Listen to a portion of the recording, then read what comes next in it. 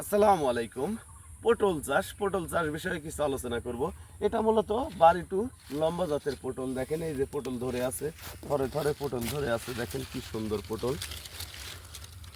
এই যে পটলের চেহারা দেখেন কি সুন্দর সতেজ পটল। এই পটলটা সর্বোচ্চ বেশি ধরে। আর এই পটল লাগানোর উপযুক্ত সময় হচ্ছে অক্টোবর নভেম্বর মাস থেকে। যারা আগাম রোপণ করবে সেক্ষেত্রে অক্টোবর নভেম্বর মাস থেকে শুরু হয়। জানুয়ারি ফেব্রুয়ারি মার্চ পর্যন্ত আপনারা এই বাড়িটু জাতের লম্বা পটল চাষাবাদ করতে পারবেন। দেখেন পটল ধরে আছে, কি সুন্দর সতেজ পটল।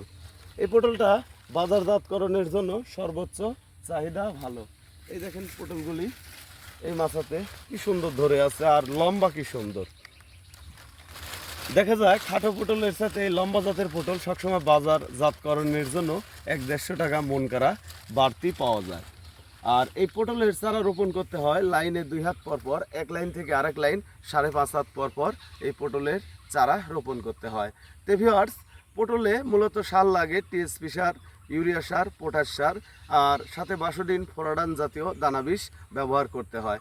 আর আমরা এই যে মাছাটা যে করেছি, মাছাটা মূলত 4 হাত, আর চলাচলের জন্য জায়গা রেখে দিয়েছি 1.5 হাত। তো ভিউয়ার্স, অক্টোবর নভেম্বর মাস থেকে আমরা চারা তৈরি করি আমার নার্সারিতে।